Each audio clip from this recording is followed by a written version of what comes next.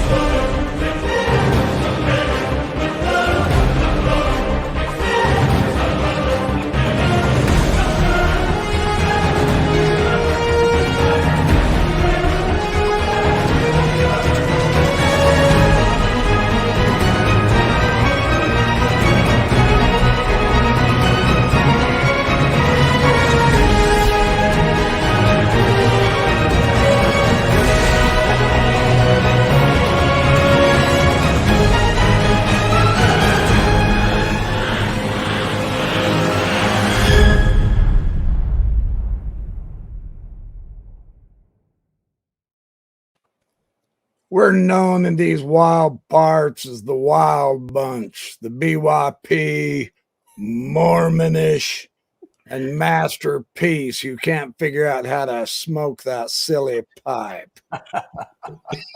Hey, we're supposed to be serious. Welcome to Violence in Early Mormonism. I'm going to shave real quick while these guys do some whittling. We've got a heck of a show. Ouch, I just cut myself. I probably improved my looks. All right, we have decided that tonight we're going to be totally serious. No antics, no costumes, no makeup, no get up. Horn shoulders and hats and horns allowed. Hey, by the way, I just want you guys to know, I did make this Indian walking stick years ago. That's pretty impressive. Nice. I like it. That was a cool thing to do. Yeah, all right. Show and tell's over. Shut up and get with your bro. We're not here to look at your junk. All right, so that's a word to say, Carrie, but my dear friends, Mormonish, back with me. I love it when you guys show up. And my dear friend Ron Jorgensen, Masterpiece. I tip my hat to. Oh my gosh, it wrecked my hairline, you guys. Now I really do look like an idiot. Now I have permission to act like one. Okay, well, that darkens my visage, and people want to see my lovely blue eyes. Ha ha. Oh, I've got my glasses on. I've been looking for my glasses. Holy crap. You know, when you get out on the wild frontier, you lose all control. So we've got a great show tonight, you guys. Ron has put together some spectacular slides. We're going to discuss the church essay on violence in early Mormonism, which really, seriously, you know, when you really stop and think about it, it really was right at the edge of the Wild, Wild West, wasn't it? Absolutely. Oh, yeah. That works. They were on the edge of the Wild West, and then they moved right into the middle of it. So exactly. Yeah. Wild Bill Hickman and Porter Rockwell and Billy the Kid and all the famous ones were Mormons. So this is a good thing, or at least we think so. So let's say hi to the crowd real quick. Don Smith, good to see you. Dan Vogel, we always enjoy seeing you. Mark Crespin, hold on. This is not official without the proper costume. Yeah, baby. I'm gonna gut you like a fish. Yeah, baby. Whatever. That sounds good. Carrie, you're taking this too seriously, I have to say. Yeah, you know, Mark is a good man. I don't know what you're good for, Mark, but you're a good man. Mo, see you. Good to see you. Alan Zabriskie. Peter Higgs from down under. Yeah, the thunder from down under. Woohoo! I said hi to Don Smith already, didn't I? Alan Zabriskie, Don Smith, Alan Zabriskie. Wanda Anthony, welcome. And who else is here? I know someone else is here. Anyway, they're all here. They're around here gabbing and blabbing. So we have quite a show. Why don't we just let you take over, Ron? You've got some good slides. Let me know when you're ready to show them. Let's pop those bad boys up. Woo. Let's put this bad boy up. Here we go. Ready, set, 3, 2, 1, fire. All right. So the church put out a nice gospel topic essay on peddled peace and violence among 19th century Latter-day Saints. And it's a very, it explains the things the violence that happened to them. They're very sparse on why things happened to them. And they mostly just kind of paint themselves as we were just being nice and innocent, trying to have our nice utopia world, and nobody else would let us, and it was really mean of them, type of thing. So that's how I was raised to believe in it, and that was the truth because I got a testimony of it. Yes. No, you phrased it perfectly, Ron. And I have to say, I'm getting increasingly cranky with every essay that we cover, and this one did it to me too, because you're absolutely right. It was all the effect, none of the cause, none of it. It was in a vacuum that it was portrayed. So very frustrating. So I'm going to have a few. There's a few quotes that I'm going to pull out from the essay. Landon, do you want to read this first one? You bet. Religious persecution in the 1830s and 1840s. In the first 2 decades after the church was organized, Latter-day Saints were often the victims of violence. Soon after Joseph Smith organized the church in New York in 1830, he and other church members began settling in areas to the west in Ohio, Missouri, and Illinois. Time and again, the Saints tried to build their Zion community where they could worship God and live in peace, and repeatedly they saw their hopes dashed through forcible and violent removal. Mobs drove them from Jackson County, Missouri in 1833. From the state of Missouri in 1839, after the governor of the state issued an order in late October 1838 that the Mormons be expelled from the state or exterminated, and from their city of Nauvoo, Illinois in 1846. Following their expulsion from Nauvoo, Latter-day Saints made the difficult trek across the Great Plains to Utah. See, pure persecution. There it is. That's real church history right there. That is. I'm surprised it doesn't say anything about Kirtland. They weren't driven. They weren't forced out of Kirtland. They ran away because they fled. There were too many lawsuits and people pissed off at them for all the shenanigans they were up to. So we'll get into that a little bit later here. All right. Let's see the next slide. This is the only motive they gave for the persecution. Rebecca, can you read that one? I think I can. And again, you're right. There was one paragraph on a possible, very loose motive. It says the only motive given for all the persecution. As the Latter-day Saints faced these difficulties, they sought to live by revelations to Joseph Smith that counseled them to live their religion in peace with other neighbors. Nevertheless, their adversaries in Ohio, Missouri, and Illinois resented the Saints' differing religious beliefs and social and economic practices. They also felt threatened by the Saints' growing numbers, which meant that Mormons could increasingly control local elections.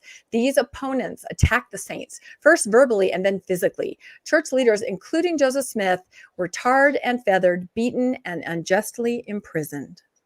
So yeah, 2 sentences in there where there was the motive. That's all that they would give for anything that happened. And even that seems to be more of an excuse than anything. Mm-hmm. You know, the Mormons there were too many of us and we could control the local elections. Therefore, that's what caused it. It wasn't anything specific that we did. It was just that there were a lot of us. Well, hell, we still have that problem in Idaho and Utah. Oh, yes, everywhere. Yep.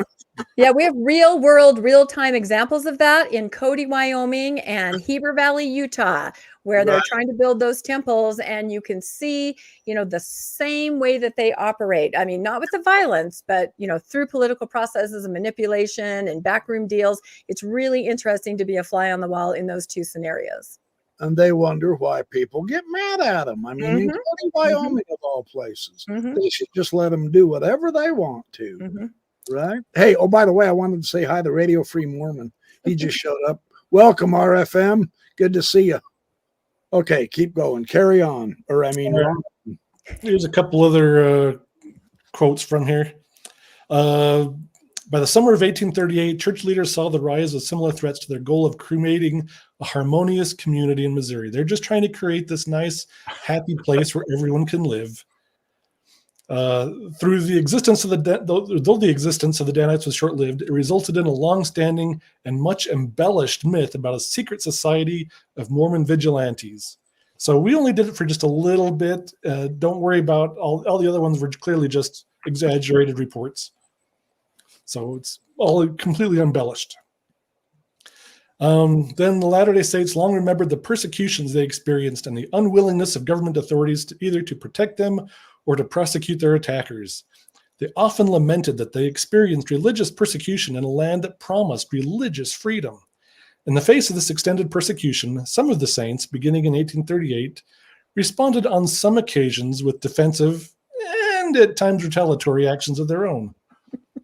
So, that was the Danites. With us, we'll pick your nose with a Rambo knife. Yikes. That's how this works. So it's all, they're mostly innocent. They were just, if any violence did happen, it was because they were forced to, because everyone is so mean to them. Mm-hmm. All right, very good, very good. So let's dive into what was really happening. So the first real incidence of violence we have in church history is is outside of Kirtland. It's actually in Hiram, Ohio, a little bit south of Kirtland. This was kind of the church headquarters for a while. Sidney and Joseph were here at the Johnson farm, and they were translating the Bible. Yeah. So, and it was a famous year of 1832. Yeah. That's an important year for the first vision. I'm just saying. So here we have Joseph and Sidney. They're staying at this farmhouse, and in the middle of the night, they get pulled out of bed by a dozen men. The entire mob consists of about 20 people with blackened faces for disguise. When Joseph is dragged out about 300 yards from the farm, he's laid down nearby Sidney Rigdon, who's already knocked out. He thinks Sidney's already dead, so Joseph is like kind of freaking out and begging for his life. Joseph's clothes are ripped off, and some men begin scratching him like a mad cat, which is not a pleasant idea. But then they begin smearing with tar all over him. Somebody pulls out a vial of acid and tries pouring it down his mouth, and the vial chips one of his teeth. And from then on, he's got a whistle when he talks for the rest of his life. And then they bring in a Dr. Dennison, who's supposed to castrate Joseph. But after seeing this pathetic appearance of Joseph and realizes that this scene is not really something he wants to be part of, he backs down. He doesn't want to do the castration. Well, that would have changed church history if that had happened, wouldn't it? It would have changed the history a lot. Yeah. Hey, welcome, Latter-day Digest. I was just on your show earlier today. So Masterpiece, tell us a little bit here. From this, it sounds like Joseph and Sidney are just pulled out in the middle of the night. A mob comes in, just pulls them out for no reason other than that they're translating the Bible. Is there a story behind this, and what might that story be? There's a few different stories. I'll go to the next slide. I actually pulled these reasons from Dan Vogel's book, Charisma Under Pressure. Oh, hold it. We need valid sources in this. Yeah, only valid sources. Oh, yeah. This doesn't cut it. No, sorry. So we do have the people that are upset about the Bible translation. They think the Bible is this holy book that should not be changed. And Joseph is going through and just kind of changing things as whatever he wants. But then even more so, we have these revelations on the law of consecration. So when Joseph first kind of comes to Ohio, there's some groups there that are kind of living this communal type of living. We got Isaac Morley's farm and a few other places they're trying to do this kind of community arrangement. And Joseph says, "Hey, you guys are doing this, but it's not quite right. I'll give you this more godly version of how this should be lived, this law of consecration." So he starts getting... That's law of consecration, not castration, right? Yes, that's a bit different. That's a whole different thing. Yeah. They were trying to implement that law. The mob was. If they had had an angel with a flaming sword, they could have done it really well. And it would be cauterized at the same time. That's convenient. So Joseph got a lot of these very wealthy farm families that had nice estates to kind of turn over a lot of their land, a lot of their money, and start building up this kingdom. And he was able to start using this money. They started wanting to build even a temple. They were looking at building a temple in Hiram, which never really happened. Probably because of this mob attack here. So relatives of these landowners saw their loved ones being pressured to give up their land. everything that they had. And some of the people in this mob were the Johnson sons. So they saw their inheritance and their family farm that they grew up on and being worked on kind of being handed over to Joseph Smith. And they really did not like that. Oh, yeah. So this is probably the biggest motivation for getting these people together to beat the tar out of them, try to run them out of town. So you're saying Joseph was the church was taking their property in order to distribute it equally. Yeah, the law of consecration. So they felt like they were being robbed. Now that helps us understand their actions a whole lot better, doesn't it? Rather than translating the Bible. Actually, you know what? Nobody and their dog would have cared about him translating the Bible because everybody was writing Bible commentaries, weren't they? Yeah. Mark's Bible commentary and all that. So there's nothing offensive in that. It got him riled up a little bit. I can see him kind of getting antsy about it, but they wouldn't have pulled him out and tarred and feathered and tried to castrate him for that. So, but stealing all the land and their values and valuables and stuff, that was big. Yeah, and I can relate to that because I did find out in the past that some close family members have left quite a bit to the church, and you feel like, really? I mean, you get over it, but when you initially, I'm trying to be vague, but you probably know what I'm referring to, when you find out that, things have been left. Well, the Wyoming example was land donated. Right. That's what I'm saying. When it's in your own family and you find out that what you thought might be a family resource has instead been allocated to the church, and you find that out later, it's infuriating. So I can understand that.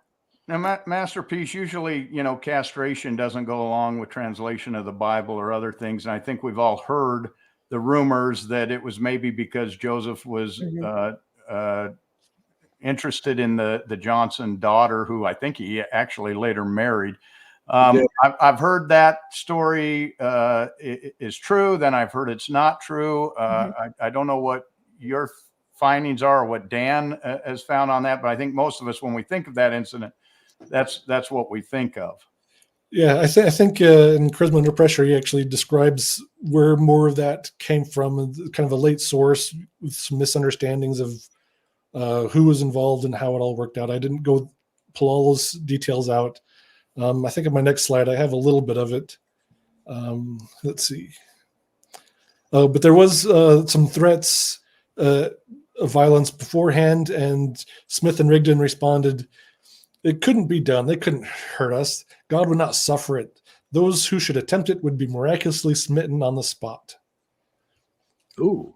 So, hey, Dan Vogel is saying in the chat also, don't forget the vision of 3 degrees was seen as universalist, and the people in Hiram were anti-universalists. oh. So there was religious doctrinal elements involved with economic situations where they felt being cheated, and that's a dangerous mix. That's like nitroglycerin and dynamite being mixed. Yeah. Kind of interesting.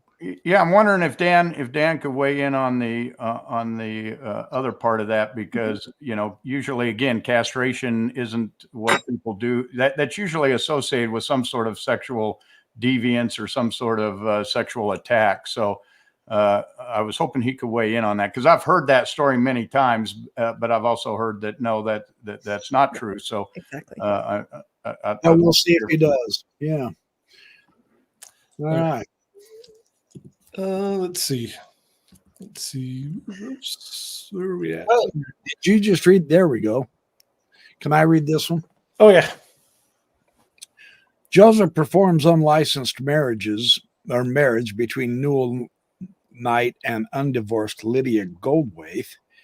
I have done it by the authority of the holy priesthood, and the Gentile law has no power to call me to an account for it. Now, that caused trouble for the next 48,000 years in Mormonism.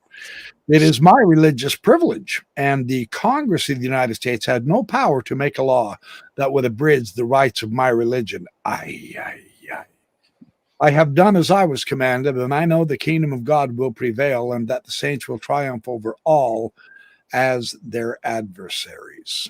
That's pretty bold, isn't it? Yeah, That almost mentality. seems to be par for the course for the Yeah. church. We've seen that with the SEC investigations. We've saw it with polygamy.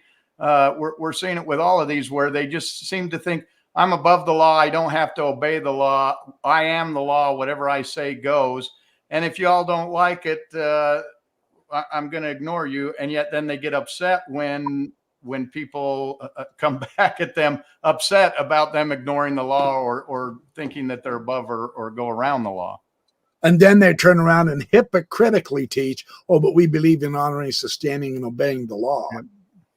And they use the law when it suits their purposes. We see that over and over too. Currently, you know, in modern days, it's like they hide behind, you know, tax shelters and the law. They love to follow it then. So yeah, it's very interesting to watch. Yeah. Yeah. This is a mentality that the church has used throughout its entire history, and it causes problems everywhere it goes. You'd think eventually they'd get a revelation telling them how to get out of that. You'd think.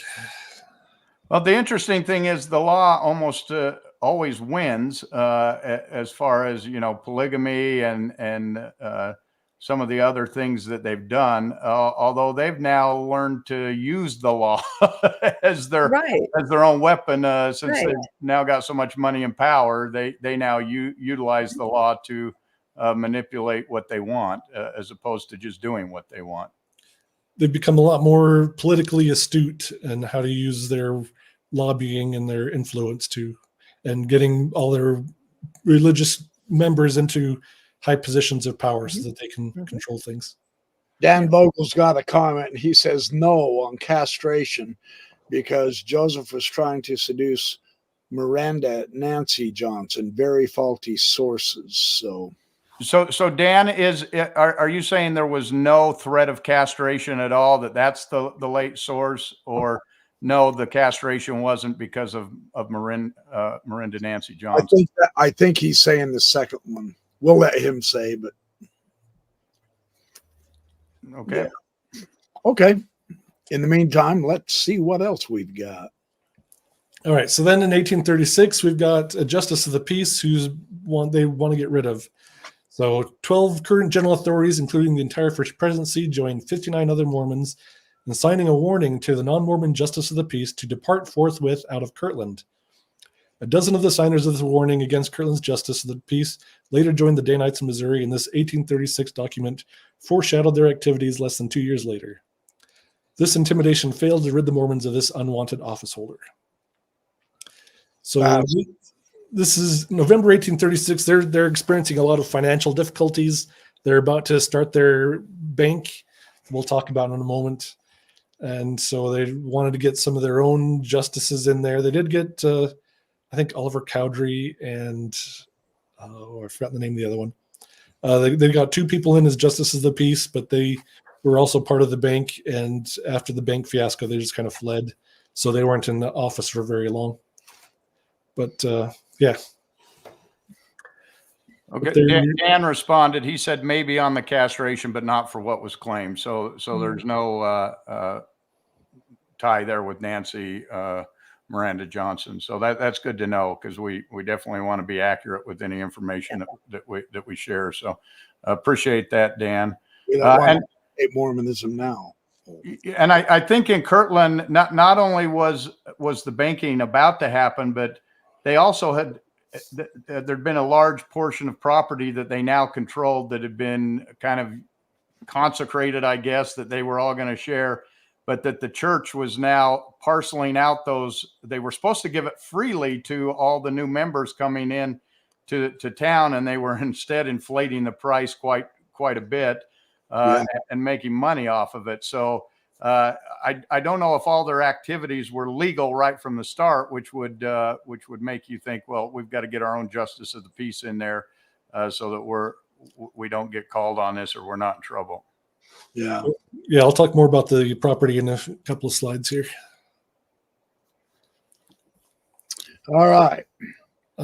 So now we've got this Kirtland temple they've been building from 1833 to 1836. Cost them between $40,000 to $70,000, and they had over $13,000 in debt when it was completed. So they had this huge debt right there. So we have John Johnson. He donated the land for the temple, but Joseph borrowed money to buy more land surrounding the temple and laid out plots and sold them for a huge markup, with prices soaring 5 to 6 times the normal price of land. Speculating on the land, increasing land values was a sport by like a lot of the different leaders. They were all buying up land, thinking they'd all get rich off of this. But Joseph took out many loans, including a $60,000 loan for goods for a mercantile shop. Fawn Brody calculated all of their debts to non-Mormon lenders at $150,000. Some others came up with only a price of about $100,000.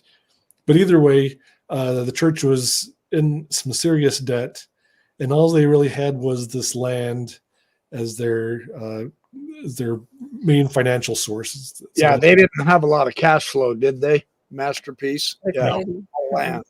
That was part of their problem. That's what was biting them. That's what was really pinching them hard. Is they and in early America, cash wasn't a big. There weren't banks and central banks like there are now. It was the cash was kind of made by local banks, the currency. So it's hard to have cash. Land is your thing, but you do have to have it to trade in.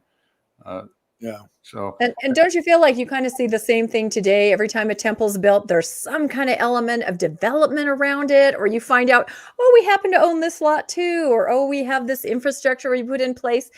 It's the same motives that they do every single time. You can just see it. Yeah. There's a lot of speculation as to who the contracts for all the temple building goes to. If it's all going to certain family members of general authorities or things along those lines. There's a lot of talk about people getting enriched off of these things. Well, as we were at Heber Valley Temple looking at that, they're building that huge temple there. The thing we learned is there's a dairy farm surrounding it. It was zoned agricultural, and guess who has first right to purchase the agricultural land if it sells, and that's the church. So they better hope so. That could stink like crazy. Yeah. Well, they'll definitely develop it and make even more money off of this. So this is exactly what they've done right from Kirtland. They build a temple and then develop the land around it, telling everyone, oh, look, you get to wake up looking at the temple. The saving ordinances of the church are right there. It's right from the start. Yeah. All right. It's funny. A lot of the times they still want to build temples on donated land as well, just like the Kirtland Temple, and in Cody and the Cody Temple. Yep. All right, so they decide to start a bank. So they send all the cadre off to get some plates made and some money printed, and then they start getting their bank all set up, and then trying to get chartered, and then the charter doesn't really work out. It just kind of fizzles. So they try to set up what they call an anti-bank. They incorporate as a business. Actually, I think I have that more on the next slide. But this is where Grandison Newell first shows up. He's an interesting person. I've heard him kind of referred to as the Mr. Banks from some Simpsons type of guy. So they make their own laws and they make their own bank. That's print their own money. Yeah. Watch out, the ladies. I've got some bogus right here. Here it is. Nice. Yep. I purchased it from Nauvoo. It actually is Pay your tithing. bogus. Pay your tithing. That's church Thank money. you for reminding me. That's right. Thank you so much. Yeah. The funny thing is, I was reading some apologist take on the bank and how Joseph prophesied that this would be as good as gold someday. And he said, this apologist had said, if you look at the value of the Kirtland safety banknotes now, they're like worth many, many thousands of dollars. So his prophecy came true because now that those notes are super valuable. Well, see, you've got your retirement right there, Rebecca. Hang on to that crap. I'm holding it. I need it. Everything else went to the church, right? So. All right, so they're trying to get the bank charter set up, and Grandison Newell is also working with his legislative friends and working to stop them from getting the bill passed. So from the very beginning here with this bank, Grandis and Newell's causing problems with them. I want So to thank Steve Acosta for the generous donation. He said this is so the backyard professor can buy a hat. So here you go. Yeah, you must come in late. Well, I had the hat. The trouble is my light's directly above me, and so you can't see my bright baby blue eyes. So I have to take it off. Otherwise, people are going to yell at me. So, there's just no pleasing everybody. Yep. But thank you, Steve. Appreciate it. All right. So they create the Kirtland Safety Society Anti-Banking Company. It was formed under revised articles on January 2nd, 1837 as a joint stock company to serve as a quasi-banking institution. So the quasi-banks operated as banks, sometimes in conjunction with other business activities, although they had no formal bank charter. So these, instead of selling dollars that represented actual money, these were like shares in the bank stock. So the plates had already been purchased by Oliver Cowdery. They had 150,000 in bills printed. They just kind of added the words anti and ing in small print around the word bank on the printed money. So if you look back on the previous slide here, right up here, you can kind of see that we put the word anti and banking here in small print. So that made this completely legal shares. So, so this money was treated like stock certificates. I mentioned that, but they didn't incorporate it as a legal entity where it'd be billed for taxes or subject to state laws. So it wasn't really an officially licensed corporation either. And most banks were only approved up to $100,000 and were supposed to have enough specie to back it up. Specie is like gold currency or some kind of coins, something that was actual real money that they would back up the printed money.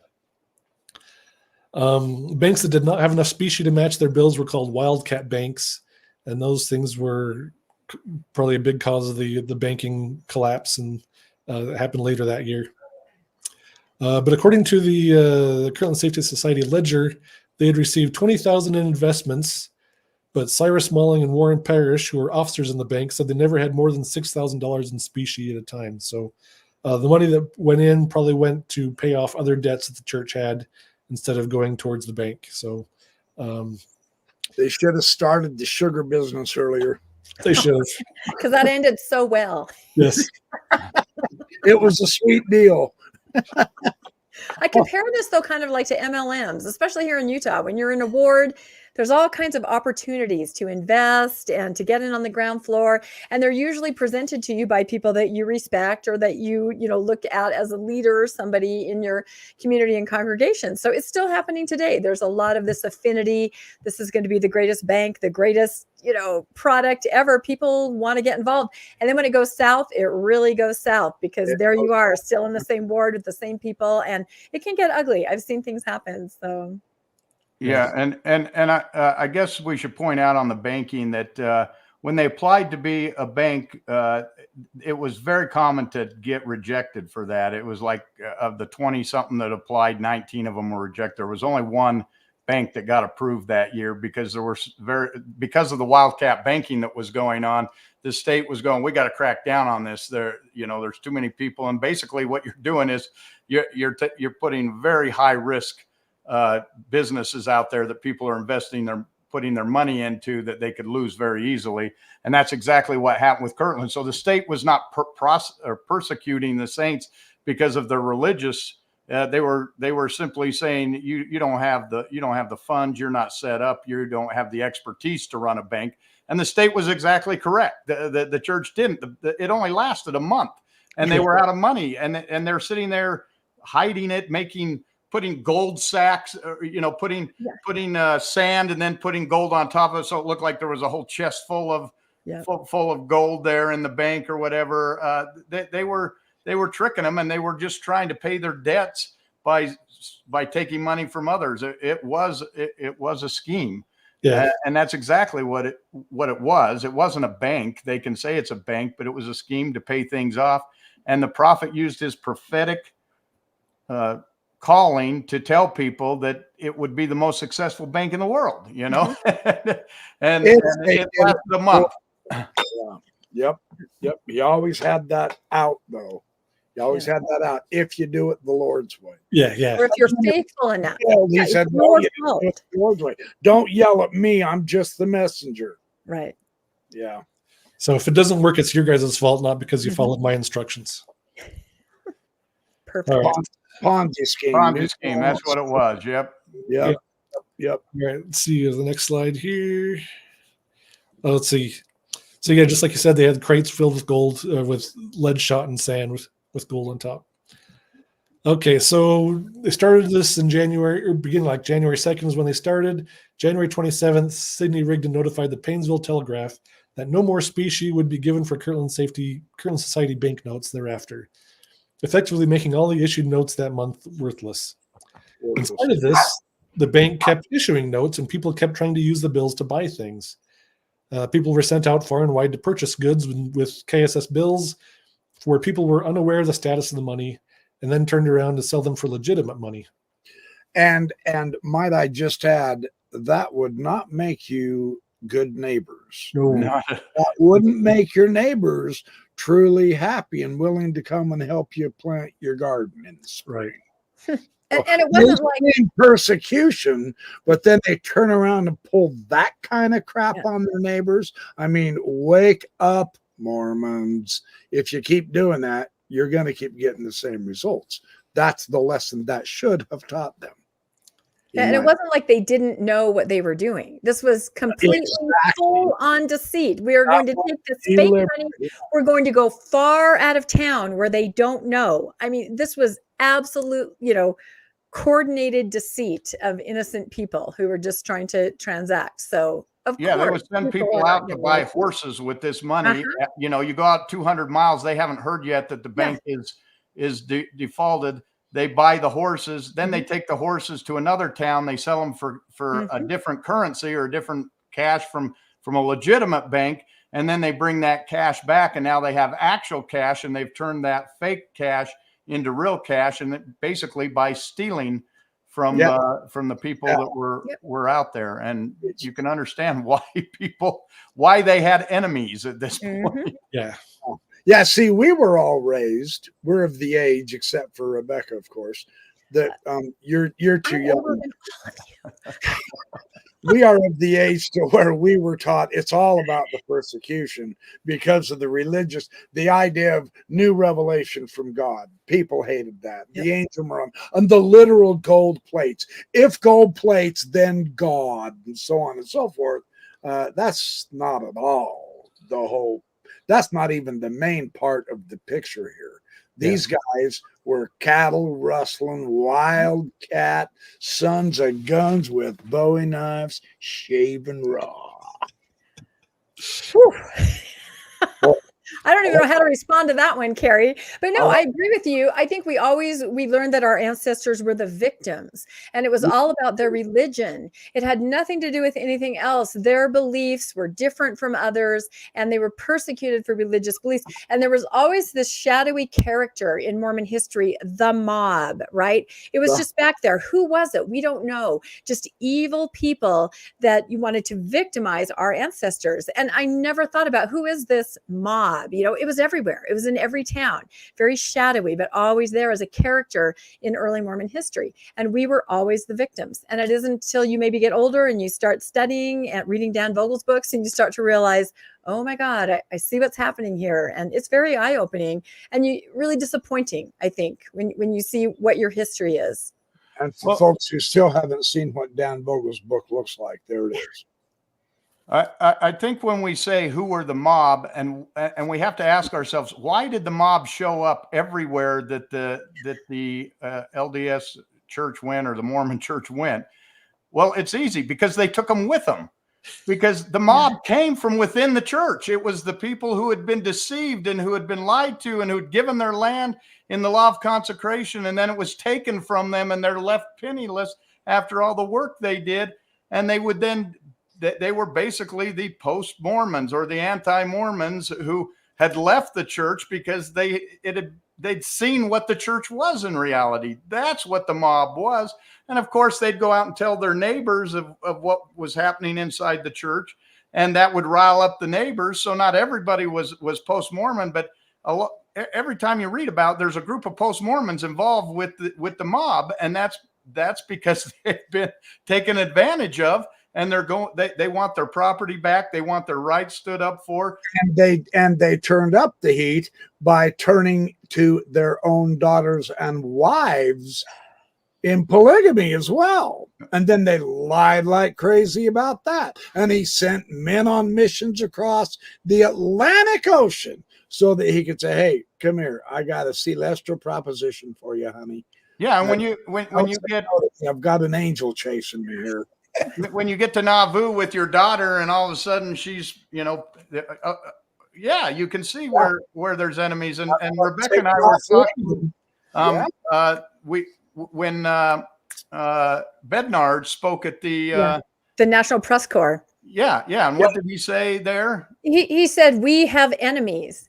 And that just really struck me. You don't see the Presbyterians getting up and giving a press conference and saying our enemies. We I think sort of relish that. We have people that have always been after us, and they still are our enemies. And Landon and I also were discussing, did other religions that sprung up out of the burned over district, the Seventh-day Adventists, Jehovah's Witnesses, the Spiritualists, did they also, run and were they hunted? I don't think so. So it does make you want to look at the behavior of the Mormons everywhere they went. And Dan Vogel just said wherever the Mormons gathered, they became politically and economically dominant, which caused resistance, which makes sense because they gathered and then they took over economically and politically and dominated the landscape of people who had previously lived there. And all of a sudden they're going, wait a minute, and then they'd enforce their own rules and their own laws and their own doctrines, basically. And wanted everybody else to follow those rules and doctrines. And so you have the post-Mormons who are leaving, who are disaffected, who are mad, who are angry. They're going into the society of these people who are being politically displaced and overwhelmed. And you can see that there's going to be a spark there. There's going to be a disaster when you put that combination together. And I would point to the real day examples of Cody, Wyoming, again, and Heber Valley, Utah. In both these places, the church is trying to build a temple where the zoning laws were against it to begin with. The people are not at all opposed to a temple being built in their town, but please follow the laws of the land and put it somewhere where it's zoned for. And you've seen them do this, voting as a block, manipulating laws because they have LDS people on the city council. If you want to see this in real time, just go look up some articles or look at some of our Mormonish podcasts. It's fascinating. Absolutely fascinating. I've got an insider comment on that too. We also see the likes of the Duffer, former Mormon apologist, lead head dog, #1 defender of the faith, Daniel C. Peterson, saying Cody, Wyoming is doing it because of their religious bias. Nope. I will say not at all. We know these residents, and they are religious people of other denominations, and we've been working with them since the beginning. And at the beginning, across the board, they all said, well, we belong to a church. We're Christian folks, and this is a church, so we'll just work this out. That's what they think. Until, like in the case of Cody, they threatened to sue them into oblivion. At this point, the residents are saying, what is this? This is not a church. They have independently arrived at that with the tactics and the backroom deals and things like this. These are religious, God-fearing people who would love to have a temple in their town if it were in a place that it was zoned for and appropriate, to all the different uses. But of course, same MO, the LDS are saying, oh, we're being persecuted religiously. They don't want our temple here. Not true at all. Dan Peterson pulled that card on us. And we said, dude, go back in the hole you crawled out of. I mean, come on. It's really frustrating, and it's really disheartening to see these wonderful people, just trying to follow the laws of the land, trying to understand zoning codes, try to go to city council meetings, and they're blocked at every step. I mean, it's just been this ongoing saga that it's almost unbelievable. Wouldn't you say, Landon? And you saw a completely different tactic in Heber, because in Cody, the church doesn't have the political power and the influence. So what they did is they made sure they got somebody on the city council who was LDS right before they introduced the temple. They also had the city planner that was LDS in place that was helping them with that. But they didn't control the political process. So there they used the threat of lawsuits and their power through money. Insiders. Heber Valley was completely different. It also wasn't zoned correctly for that. And what they did there is everyone on the city council, everyone on the planning board was already LDS. And so they just changed the laws to accommodate, and they say, no, we didn't do it just for the church. Of course you did it just for the church.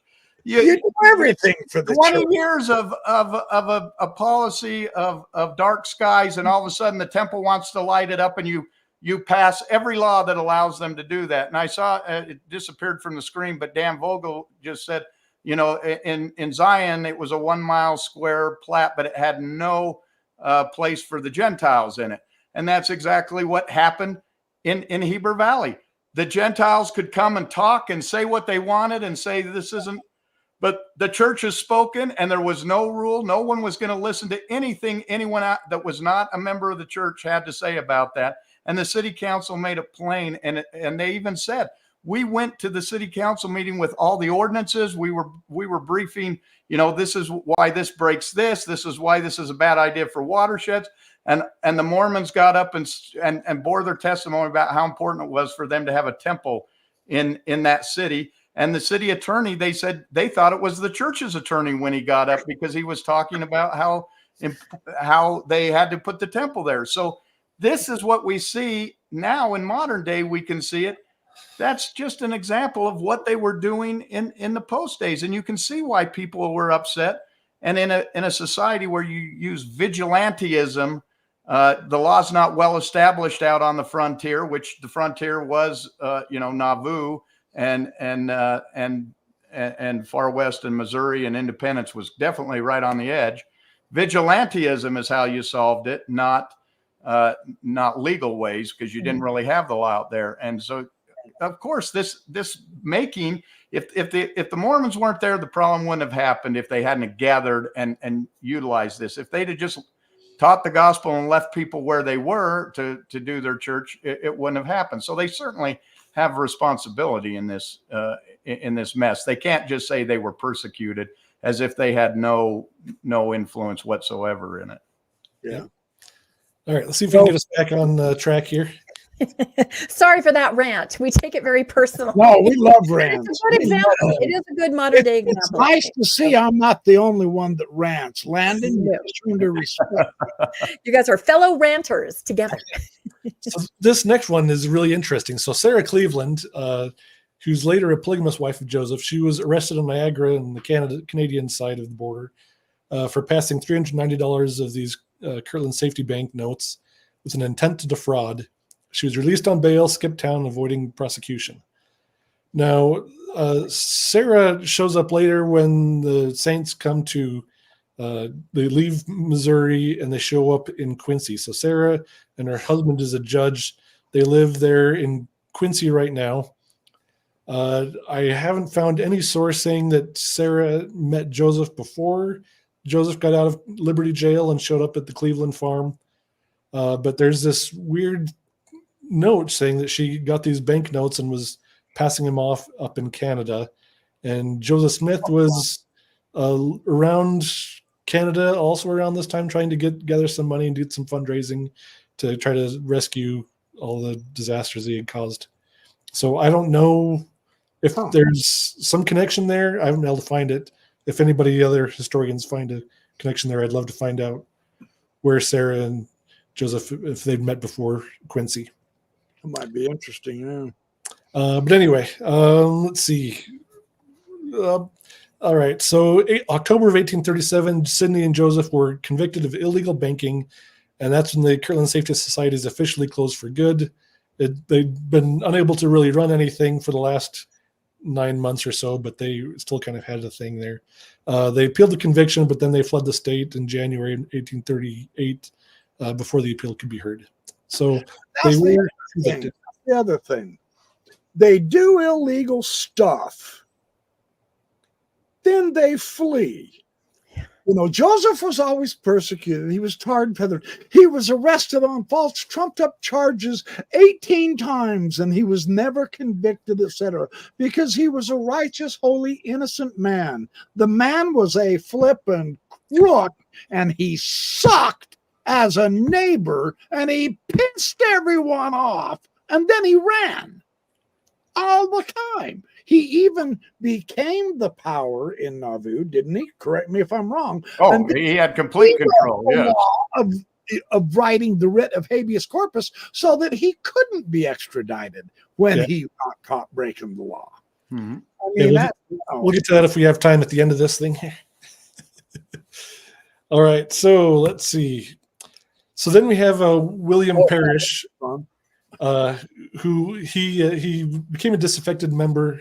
He led a big rebellion later, but he said this quote, "I have listened to him, Smith, with feelings of no ordinary kind, when he declared that the audible voice of God instructed him to establish a anti-banking institution, who, like Aaron's rod, shall swallow up all other banks, the Bank of Monroe excepted, and grow and flourish and spread from the rivers to the ends of the earth, and survive when all others should be laid in ruins." Yeah.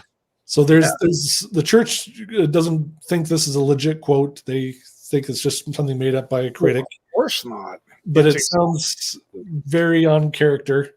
The Bank of Monroe is a bank that Oliver Cowdery was a officer in a nearby town. So he had to throw that bank in, was another one that would survive. But Joseph's bank was going to be the best bank in the world, and all the other banks were going to flow into what it's going to be. His Zion was going to be so grand and glorious that the kings and queens of the world would come and visit you and lay their wealth at your feet. Yes. And that's how he talked the people into giving it all to him anyway. And then it never did pan out. Nope. At least in his day. Fascinating. Right. They have plenty of money now. Yep. Yes, they do. No joke. That's true. That's an understatement. They don't even need the kings and queens. They own them. Exactly. All right. And I'm almost not being cynical, which is spooky. Yeah. So then we come back to Grandis and Newell. So before we go on, let me just say, sincerely, without any sarcasm whatsoever, I would call that a false prophecy. Oh, no doubt. But I mean, there are Mormons who still, to this day, keep asking, well, show us just one false prophecy. Okay, there's one. But that's not from a trusted source. It's from an apostate. See, they always have a way out. Yep. But that still doesn't change the point that it's the opposite. So there you have it. Yeah. We've got other sources that also show that he did say that. And who wouldn't apostatize if they were, if all their money got lost due to the fact that they'd been lied to? Right, exactly. 6 apostles in Kirtland and a huge percentage of the church. It was a disaster. Yeah, almost everyone apostatized. I think they said he couldn't find like 2 friends in Kirtland. Partly Pratt almost apostatized there after Joseph kind of backed on it. He had a land deal there that Joseph insisted he cough up payment for, and he's like, I can't do this. I just bought this land, and you're kind of changing the deal on me now. And why are you doing this to me? And he almost backed away then as well. And then it's interesting. Joseph Smith did exactly what the church has continued to do, even all the way up till yesterday, when those who did stick with him, of course, he elevated into the upper echelons of the third kingdom of the celestial here on earth and gave them great power and authority. And that's what kept the church going. Yes. They never prosecute them. They put them in as apostles. M. Russell Ballard, I'm looking at you, even though you are now passed on to your eternal reward. But that's another story. And he's not the only apostle that's been He's not the only one, not by a long shot. Yeah. And when I think about how I used to understand the whole Kirtland situation, It was always, you never heard about the defrauding or the people that lost everything. You just kind of heard that they lost faith. Poor Joseph, the victim, they didn't have confidence. It was very vague as to why everybody was jumping ship, like rats off a sinking ship. And of course, it was their fault. They had lost faith.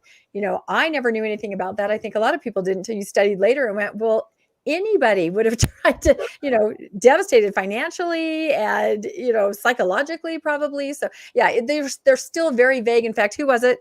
I think it was Kyle McKay, wasn't it, Landon, that recently gave a talk where they brought up the Parley P. Pratt almost apostatizing, and it was still very vague about why he had problems or questions. And eventually, he came around to the right way of thinking. So yeah, they never really want to say what it was. Same thing with Oliver Cowdery breaking off from Joseph Smith. Yeah. Why did he quit? Is because of the Fanny Alger incident. It wasn't because Oliver Cowdery lost the spirit. Yeah. It happens with money and women. Isn't that an interesting situation? And I have neither.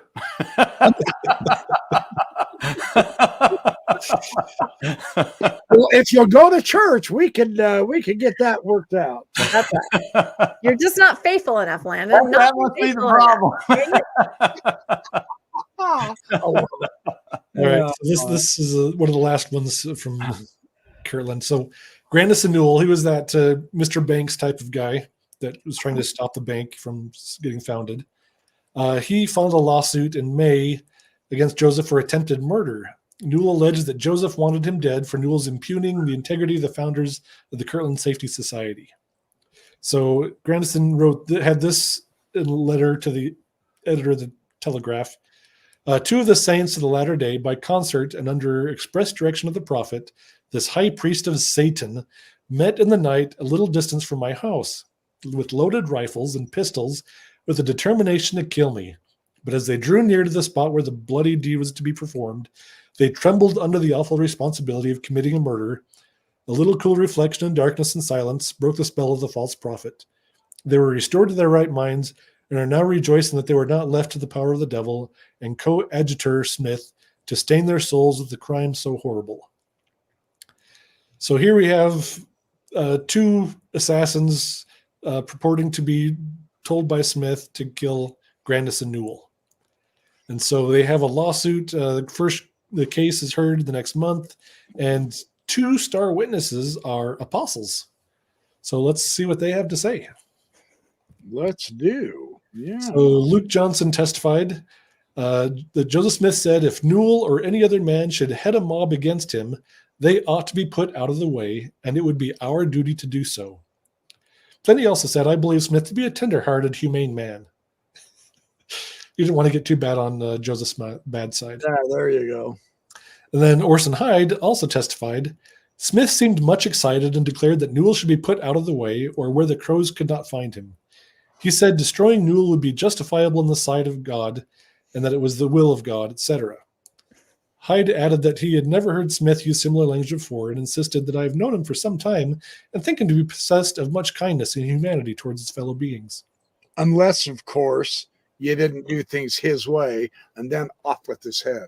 Now, that's the essence of organized religion when it gets too much power.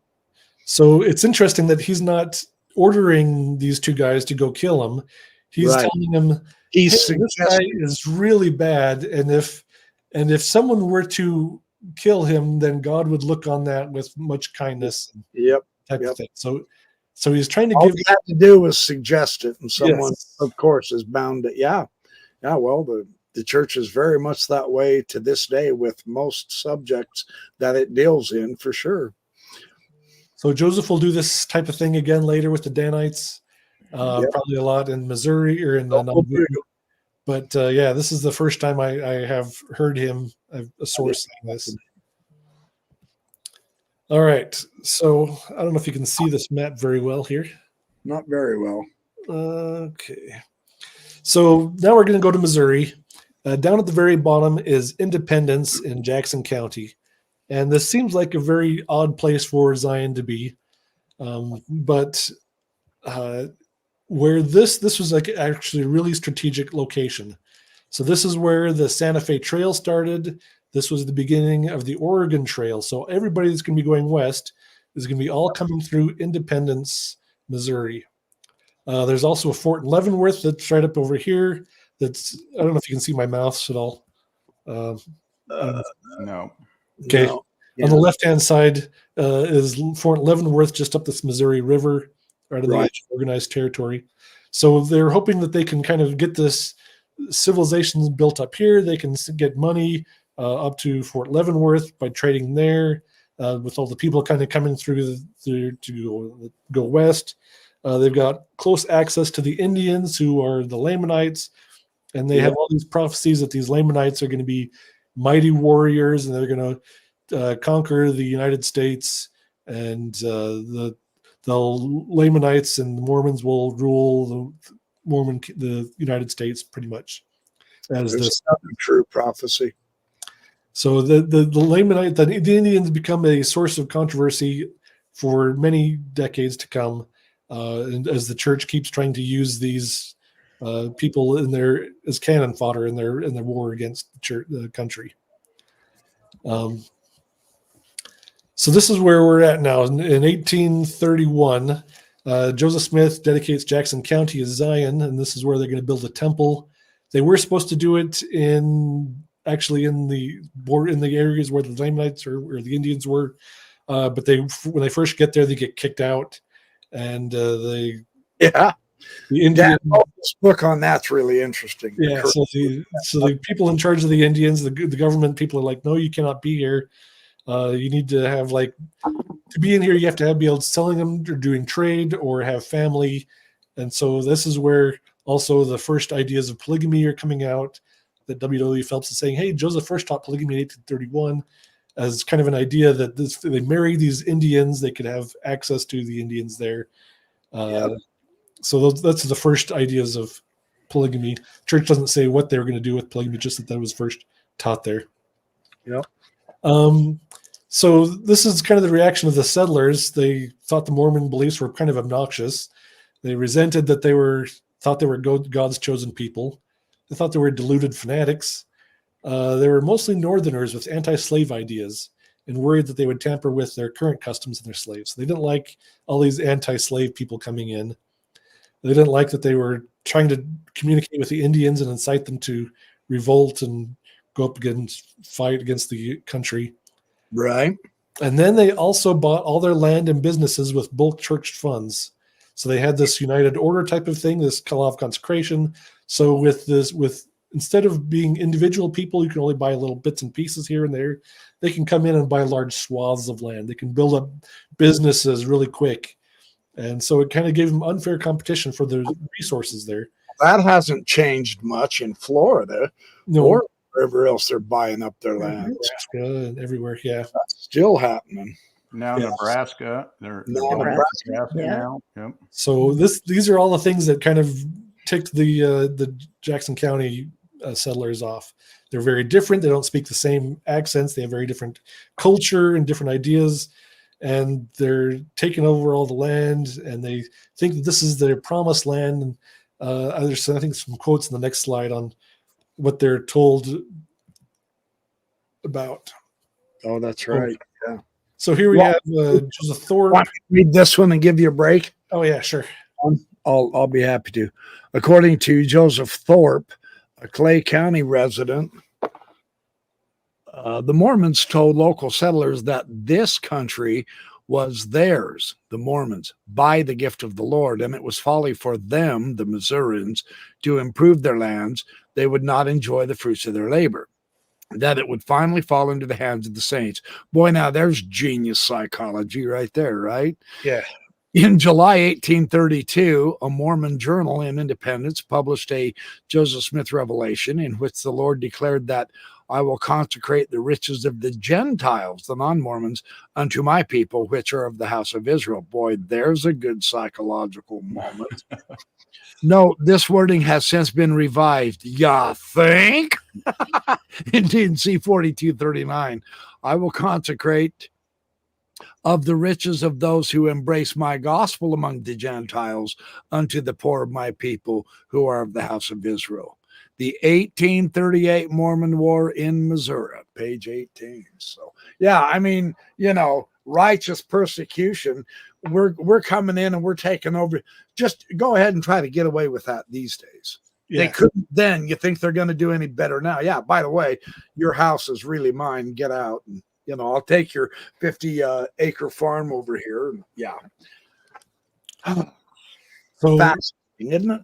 Yeah, so the Jackson County people, they did not like this for some reason. And within just a couple of years, they're starting to like, hey, we don't like you. We're going to, they destroy the press that's in there that's printing out the Revelations, the Book of Commandments. They tar and feather the bishop, Partridge, I think. And they get kicked out of the county. And then we have the Zion's army that comes in. We'll go to the next couple of slides because I'm just kind of skimming through here.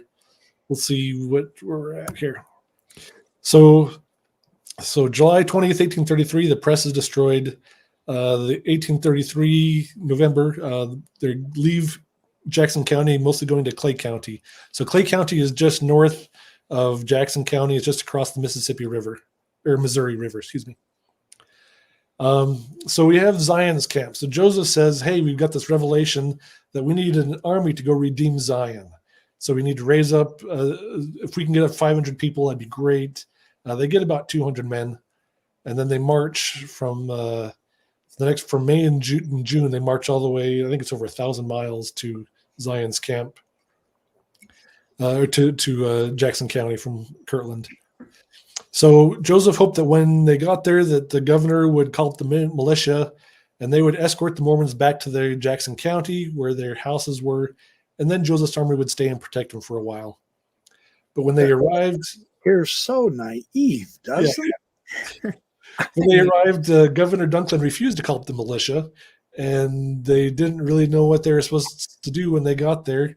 They had a big cholera outbreak, so they had like 13 people dying of cholera and a lot of people sick, and it's just really miserable, and there's nothing they can do. There's no army for them to really fight. They're only 200 people, and they can't do much by themselves. So Joseph gets a new revelation that says, oh, Zion no longer needs to be redeemed. You can just go home and find something else to do. I can't show my arm of power. You guys blew it. Go home. So I think this was important because if you're a Gentile, if we want to use that term, in Missouri at that time, it shows. I mean, they brought an army to come and take care of you. So they are a real threat. They're not just a church. They're showing up with an army. They're a threat. Excellent point. The fact that the governor's not going to call up the militia, that tells you that the governor maybe doesn't see that they've been wronged. He may see that they're the ones doing the wrong in there, because most governors are going to stand up for the people that they represent, but in this case, and in many cases, we see the governor not stand up for them, which kind of tells me that the governor is saying, this is not a group we need to protect, that they are causing problems as much as they're solving problems, if you want to look at it that way. There you go. And that's how they had to have looked at it, because who else is going to march for 60 days as an army to go take someone else's land and want the local militia to help them do it? That's called troublemakers. The governor obviously saw it correctly. He said, you want me to get the militia for you? Not today and not tomorrow. That's an excellent point, Langdon. Very good. Yeah. Now, this isn't about persecution. They were taking the offensive to go and rob people of their land. Yeah, I say fight them. They were trying to get their own land back. Yeah, it was their own land. Yeah, their own land back that they took away from the Gentiles in the flipping first place. They purchased the land, but yeah. Yeah, but still.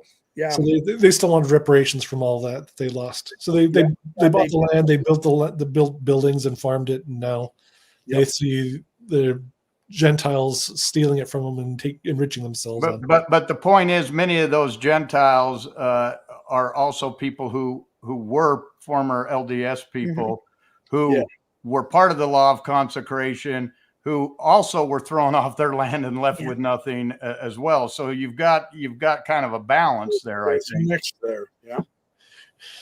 All right. So what happens after Jackson County? So we go to Clay County. So Clay County is actually pretty welcoming to them. They like, hey, Jackson County, those people were pretty big jerks.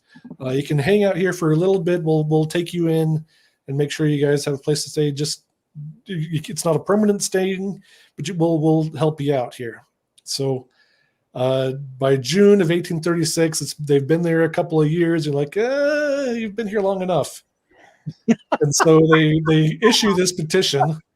They're like the unwanted in-laws. Yes. That's right. Bye-bye. Bye-bye. We didn't say move into the basement. We said just visit us. Now get out. Yeah. So they say they wrote their destitute and miserable condition at that inclement season of the year when they were first coming into Clay County excited the deep sympathies of the philanthropic and hospitable citizens of the county, and they were received with friendship and treated with toleration and often with remarks of peculiar kindness. However, former friends and benefactors now listed several objections to the Mormons as a people. Their rapid immigration, their large purchases and offers to purchase lands, the remarks of the ignorant and imprudent portion of them that this country is destined by heaven to be theirs. They are Eastern men whose manners, habits, customs, and even dialect are essentially different from our own. They are non-slaveholders and opposed to slavery. They are keeping up a constant communication with our Indian tribes on the frontiers, and even declaring, even from the pulpit, that the Indians are part of God's chosen people and are destined by heaven to inherit this land in common with themselves. Therefore, facing all the horrors and desolations of civil war, their former benefactors asked the Mormons to leave us when their crops are gathered and their business settled, and they have made every suitable preparation to move. Origins of Power, D. Michael Quinn. Yeah. So they let him in, and then they're like, you guys we're not welcome. You guys are really obnoxious. I see why Jackson County wanted you out, and now it's time for you to go as well. Just keep on going. So while they were hanging out in Clay County, they've been negotiating with the state on a place where they could go. So they, at the end of that year, they form Caldwell County. And this is going to be a place that's newly created. There's only a few settlers there, and they'll sell their land and leave. And you can have the whole dang county to yourselves. And as they were negotiating, they were looking at maybe also doing a really big county, maybe including the land above Caldwell County, which is later called Davies County. So it would have been like this massive county that was would all be Mormons. But they end up splitting them, and they give you, okay, you just get Caldwell County. You can go in there. You have the whole county to yourselves. Just go in there, stay there, and mind your business, and we'll leave you alone. And this worked out really well. The Mormons went all into Caldwell County. The leaders there in Missouri were abiding by the rules, and everything was going great until let's see. So here's the map again. So in the middle we have Caldwell County, and then Davies County is right above it. So in Caldwell County we have Far West, which is created by the Mormons. We have Hans Mill, which is on the eastern side of the county.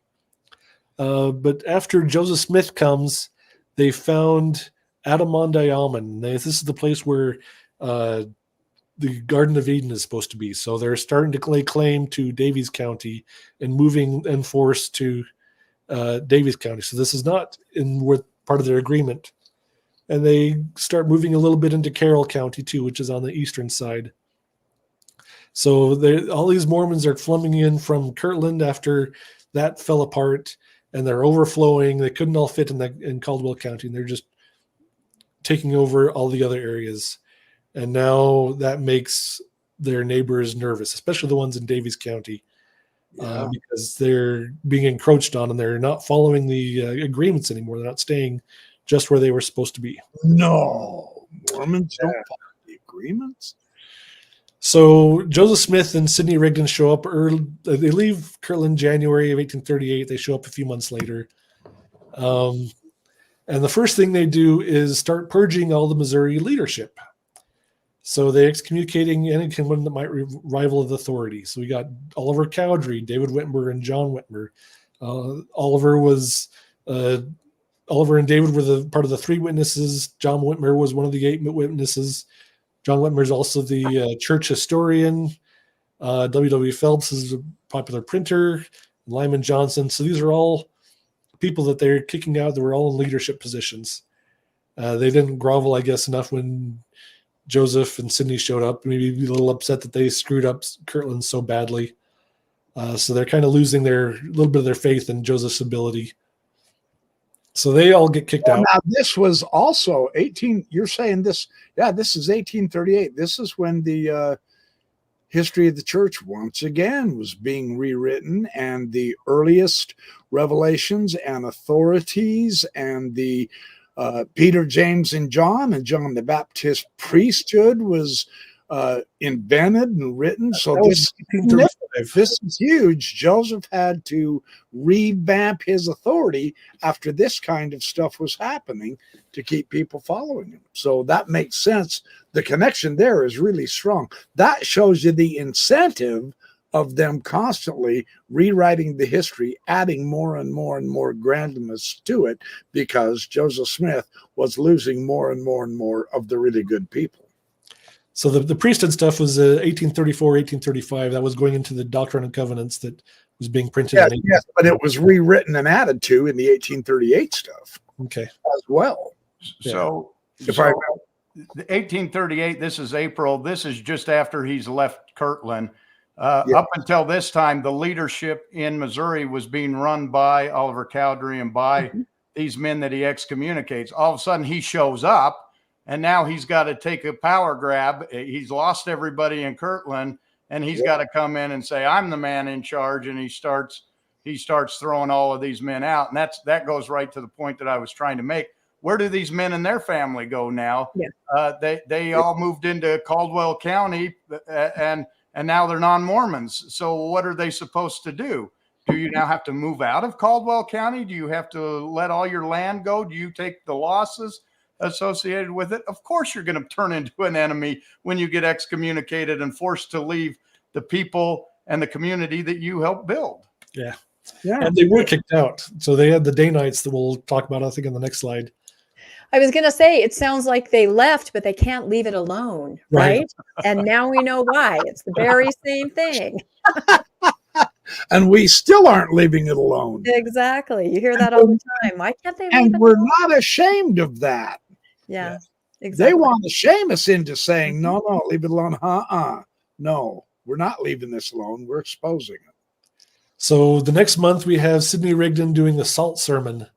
June 17th. And so this is where he says that these recent dissenters that they just excommunicated were salt that had lost its savor. And then they sent a declaration written to Oliver Cowdery, David, John, W.W. Phelps, and Lyman that these men were to leave town immediately. They have signatures of 83 men of the newly forming Danites that were attached to this threat. So it wasn't just a threat. They started showing up and started pushing around and evicting them out of their house. So, yeah, they did get kicked out, and they weren't very happy about it. So this wasn't the mob kicking them out. This was the church kicking them out. Yep. This was the church forming the mob of its former brethren, and then they screamed persecution. Well, they had a lot of influence over the people in Missouri because they'd been their leaders for so long. Sure, Whitmer's had been there, been running the church for the most of the time in Missouri. Oliver Cowdery got there a year earlier. He was supposed to be number 2 in the church. Underneath Joseph. So they're all getting kicked out. They all had a lot of influence, so they wanted them out of the county. Now it's real interesting because in the history of the church I was raised under to believe, it was everyone who was leaving Joseph Smith because they lacked faith in him. That doesn't sound like what's happening here. No. Interesting. Some of the excommunicated reasons were selling land in Jackson County, so the church didn't want them to. They wanted to keep all the land that they owned so they could reclaim it. But Oliver Cowdery, people were like, we need to get some money out of this. So we need to sell our land. And so that was one of the articles that was against him for excommunication. Then again, the Fanny Alger letter that he wrote to his brother saying it was a dirty, nasty, filthy affair. So that was used against Oliver Cowdery in his excommunication. So, yeah. For Oliver Cowdery, it was selling his own land without the permission of the prophet. That is why it was his land, but he didn't have the permission of the prophet to sell it. I think he also got excommunicated for wanting to be a lawyer or trying to become a lawyer. Well, that's valid. I think that's valid right there. So. Which is interesting now, because now they only accept lawyers as, as church leaders. Well, they learned their lesson, see? All right. So then we have the 4th of July speech. Oh, boy. So this is a big celebration. They invite everybody around, all the Mormons, the Gentiles. They all come to have a good time. But then they march through their militia. They have a big military force parade come through so that everybody can see just how strong the Mormons are. And this makes all the Gentiles nervous. And then Sidney gives this Declaration of Independence from mob speech. Do you have a volunteer who wants to read this part? I'll read it. Let Landon read it. He read it earlier when we were going over it, and oh my goodness. Yeah. He was channeling some Sidney Rigdon right there. So this is Sidney Rigdon's 4th of July speech. Everyone, Mormons and Gentiles, are invited for a big celebration. The militia showing off the Mormon strength makes Gentiles nervous. Sidney gives a Declaration of Independence from mob speech. We take God and all the holy angels to witness this day that we warn all men in the name of Jesus Christ to come on us no more forever. For from this hour we will bear it no more. Our rights shall no more be trampled on with impunity. The man or the set of men who attempts it does it at the expense of their lives, and that mobs that come on us to disturb us, it shall be between us and them a war of extermination. For we will follow them till the last drop of their blood is spilled, or else they will have to exterminate us. For we will carry the seat of war to their own houses and their own families, and one party or the other shall be utterly destroyed. Remember it then, all men. We will never be the aggressors. We will infringe on the rights of no people, but shall stand for our own until death. We claim our own rights and are willing that all others shall enjoy theirs. No man shall be at liberty to come into our streets to threaten us with mobs. For if he does, he shall atone for it before he leaves. He shall atone for it before he leaves the place. Neither shall he be at liberty to vilify and slander any of us, for suffer it we will not in this place. Wow. So I think this is first one around as well. Extermination. Yeah. So this is where the extermination order title gets its name from. It's from Sidney Rigdon's speech. Wow, fascinating. Yeah, he calls them out. He bring it on, guys. Come on, bring it on. You dare you. And not only that, but threatens to bring the fight to their doorstep and to their families. And I mean, when you say that kind of rhetoric to people, they're going to get upset. They're going to protect their family. And then it's almost like Sidney went, who, me? Did I say something? I don't know how you could have misunderstood that. You know, it's wow. I was just saying, come and join us and be baptized. Yeah. I mean, if you don't attack us, then you have nothing to worry about. That's so right. Just stay there and mind your own business. Yeah. And don't worry about us coming over and taking over all your land. Yep. All right. So then I think we have the, let's see what's up next. Oh, yes, the Danite Constitution. So Samson of Ard writes the Danite Constitution and presented it to the first presidency. So from Method Infinite, we have this quote here. Avard told of taking his penned constitution to Sidney Rigdon's house, where he read it to the prophet and his counselors. They subsequently approved the document, which vested executive power in these three men. The existence of a Danite constitution tends to demonstrate that, while the group may have largely operated sub rosa, they were considered a formal and legitimate Mormon institution and not merely an ad hoc self-defense force. So we'll see kind of throughout here at the end, when everything goes to hell and Joseph is kind of in jail, They're trying to separate him from any guilt or blame of the Danites. So they say that, hey, this is all Samson of Ard's fault. He did it without us knowing, and he raided all these towns and did all these horrible things. And when Joseph finally found out about it, he tried to put a stop to it.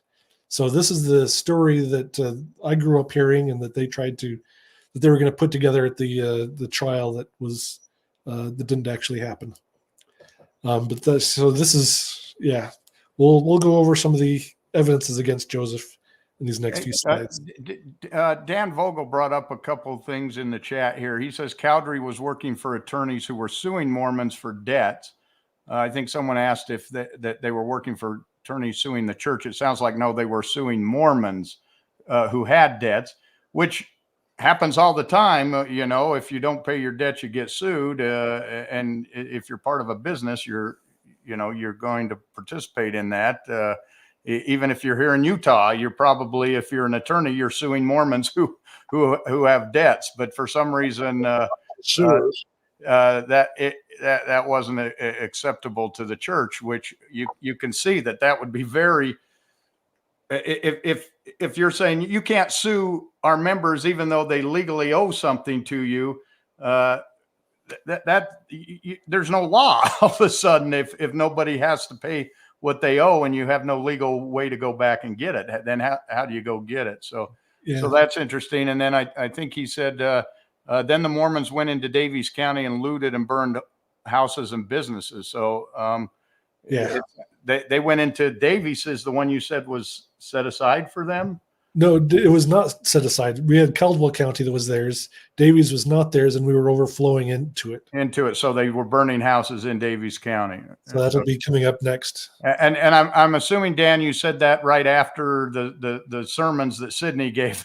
All of a sudden, Mormons go in, and it's like, if you come back after us, we're going to do violent. We're going to exterminate you. And so the opposite happened. It turned on them. Yeah. So they were also saying Oliver Cowdery was trying to drum up business, trying to stir up people to encourage them to file lawsuits against each other so he could enrich himself. So that was another complaint that they put against him. I don't know how accurate that is, but that was one of the complaints that they put in in his hearing. So, all right, let's see. So the chief Danite leaders, we have David Patton, who was the number 2 apostle under Thomas B. Marsh. We have John Smith, who is Joseph's uncle, Lyman White, who's a militia leader, state counselor, and he joined the Q12 after Patton's death. Elias Higbee was the church historian, and Jared Carter, the president of the High Council. So these are all very close people to Joseph Smith. These are all leaders of the Danites, but somehow it's all Dr. Avard's fault that he's seducing them with these lies. And somehow this is completely separate from Joseph, and he has nothing to do with it. And he didn't know anything about it either. Yeah. So, all right. So, but yeah, all these leaders are very, very close to Joseph and very trusted by him. And then we have Joseph Smith's journal that was scratched out. So if you look on the left, you can see the picture of where they scribbled out what Joseph had written about the Danites. But he says, thus far, according to the order of the Danites, we have a company of Danites in these times to put to rights physically that which is not right, and to cleanse the church of very great evils which hath hitherto existed among us, inasmuch as they cannot be put to rights by teachings and persuasions. This company, or a part of them, exhibited on the 4th of July, day of July. They come up to consecrate by companies of 10s, commanded by the captain over 10. So Joseph has evidence that he's aware of these Danites, and he approves of them, and he's glad to have them, and they just scribble it out of the journal so that if he comes up later in his hearing and well, at least they didn't tear the page out like Joseph Fielding Smith did. Yeah. So I'm actually impressed with the Joseph Smith Papers Project people actually went through and found out what was scribbled out and transcribed that and put it on there. So I'll give them props for finally being honest. Vogel says George W. Robinson was the scribe. Okay. So you're saying they did not Scotch tape it back in? My mic was muted. I was trying to say that. Yeah. Who was the scribbler? That would have been Joseph Smith or someone else in charge. Someone wrote it, and then someone else scribbled it out. That's who I want to know who I it expect was. it was A later historian, because it wasn't faith promoting. My money's on Joseph Fielding Smith. I expect it was probably scribbled out while he was in Liberty Jail in hopes that nobody would call up, just in case it was pulled for him. Right. Yeah. Yeah. All right. So he was just trying to cover his tracks. So then we have the August 6th, 1838 Election Day brawl in Gallatin. So this is part of Davies County. Carrie, do you want to read this? Sure. William Peniston, a candidate for the state legislature, made disparaging statements about the Mormons, calling them horse thieves and robbers, and warned them not to vote in the election. Reminding Davies County residents of the growing electoral power of the Mormon community, Peniston made a speech in Gallatin claiming that if the Missourians suffer such men as these Mormons to vote, you will soon lose your suffrage. Around 200 non-Mormons gathered in Gallatin on Election Day to prevent Mormons from voting. When about 30 Latter-day Saints approached the polling place, a Missourian named Dick Weldon declared that in Clay County, the Mormons had not been allowed to vote, no more than Negroes. One of the Mormons present, Samuel Brown, claimed that Peniston's statements were false and then declared his intention to vote. This triggered a brawl between the bystanders. At the start of the brawl, Mormon John Butler let out a call, "Oh yes, you Danites, here is a job for us," which rallied the Mormons and allowed them to drive off their opponents. A number of Missourians left the scene to obtain guns and ammunition and swore that they would kill all the saints they could find or drive them out of Davies County, sparing neither men, women, or children. The crowd dispersed and the Mormons returned to their homes. So this was the first real violence in 1838. So they're trying to vote, and Davies County's residents don't want them to vote. They're like, "Hey, this is our county. You're here. We don't want you here. Don't vote here." So, Joseph Smith responds by going through Davies counties and intimidating prominent people. So August 8th, just a couple days later, the Mormons surround Judge Adam Black's house. So the Mormons suspected Adam Black of having anti-Mormon sympathies. Joseph sent several Danites, Lyman White, Samson Avard, and Cornelius Lott, plus a couple others, to his home to confront him and get him to sign a document disavowing his alleged connections with the vigilantes. But he refused. The men left, and a half an hour later returned with 100 armed men led by Joseph Smith. Fearing for his life, he decided to write his own statement. It says, "I, Adam Black, a justice of the peace of Davies counties, do hereby certify to the people, called Mormons, that he is bound to support the Constitution of this state and of the United States, and he is not attached to any mob, nor will attach himself to any such people so long as they will not molest me. I will not molest them. This 8th day of August, 1838. That's from the 1838 Mormon War. So he is not happy about this. He's being threatened by his life, and he's pressured into signing something he doesn't want to sign. A couple other men in the county, including the sheriff, are made to sign similar agreements against their will. So this does not engender any happiness and goodwill among the people in Davies County. I wonder why. So this will eventually come up as one of the trial hearings, items that he's charged with in the Liberty in jail after this. But yeah, it's Forcing them against their will. Boy, that's entirely foreign in Mormonism of today, isn't it? Yep. Well, Okay. this voting thing is not new. This is new here probably, but it continued to be a problem. Them voting as these blocks, and then even to gain statehood, they had to agree to break up into two parties that the Mormons could not vote as a block, because basically you've got a prophet there who would tell people who to vote for, and one man all of a sudden had thousands of votes because he was telling them who to vote for, and that is not what a democracy is supposed to operate like. And so this continued to be a problem for the church, this voting as a block. And it even today still causes I problems. was going to say, Although it gives them great power because they vote almost 90% Republican in Utah. Right. And all the legislators end up being, I think it's 80-something% are that way. So they will say they won't, and then they do over and over and over again, and it causes problems. Yeah. good argument. Good point, Landon. On I the was other gonna hand, you say- can oh, see go where ahead. they want to have some power. That's why you vote. So you can understand them wanting to, but it's the fact that they were kind of told how to vote is really where the problem lay, I think. Just like I was going to mention. Oh, go ahead. We all have so much to say. I was going to mention that in the chat a while ago, Mosiah mentioned a documentary on Netflix called Wild, Wild Country that again shows this very clearly, where a group with the Rosh Nishi move into Oregon and vote as a block. And it's textbook. So if you want to see another example of early Mormonism, only today, Wild, Wild Country on Netflix. So thanks for bringing that up, Mosiah. That's a fabulous documentary. And the whole time I was watching it, like, it's just like Missouri. Yeah, oh my it gosh, is. I understand exactly everything now. Yep. So yeah, if you want to understand how the people felt when all these weirdos were moving in and taking over everything and buying up all the land and changing all the businesses and changing all the rules, and yeah, it got bad. They started importing thousands of people from out of state. Like, hey, all this people from Texas, we'll import you and we'll try to get you to vote so you can vote. We can take over the county elections and do everything that we want to do.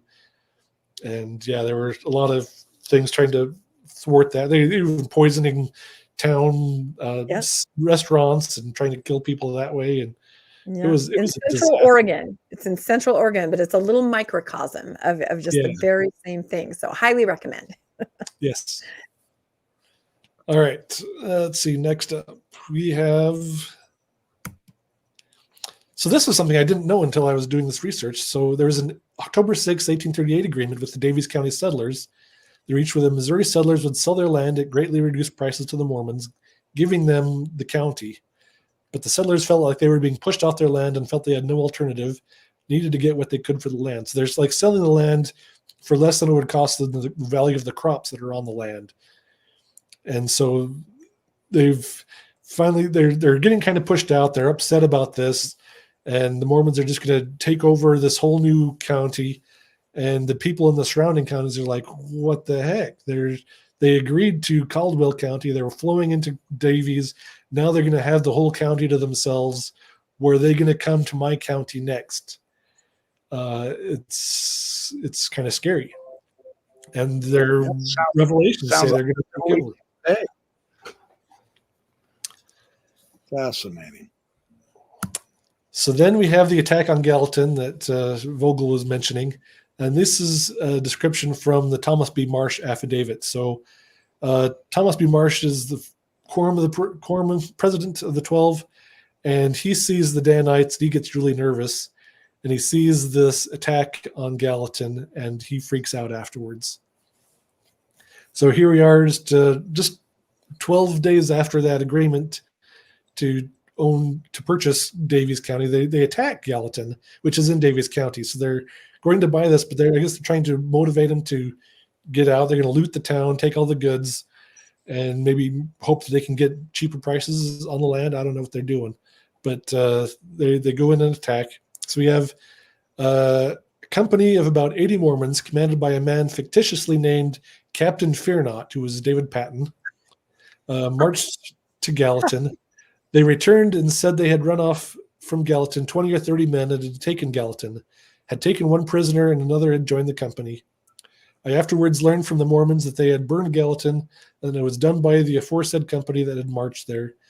The Mormons informed me that they had hauled away all the goods from the store in Gallatin and deposited them at the bishop's storehouse in Adirondack. This is what Lyman White was running. He had the bishop's storehouse.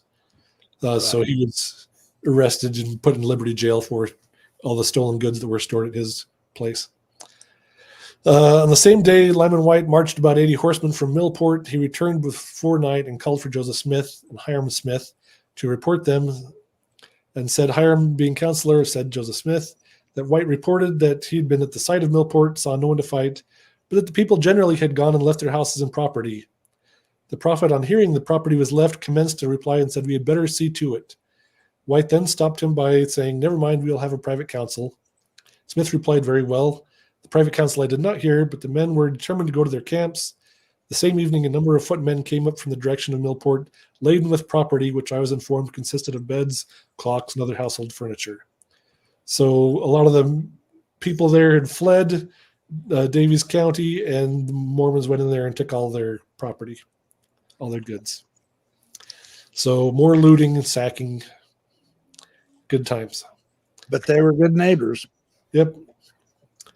All right. The affidavit goes on. They have among them a company consisting of all of them that are considered true Mormons, called the Danites, who have taken an oath to support the heads of the church in all things they say or do, whether right or wrong. Many, however, of this band are much dissatisfied with this oath, as being against moral and religious principles. On Saturday last, I'm informed by the Mormons they had a meeting at Far West, at which they appointed a company of 12 by the name of the Destruction Company, for the purpose of burning and destroying, and that if the people of Buncombe came to do mischief upon the people of Caldwell and committed depredations on the Mormons, they were to burn Buncombe, and if the people of Clay and Ray made any movements against them, this destroying company was to burn Liberty and Richmond. This burning was to be done secretly by going as incendiaries.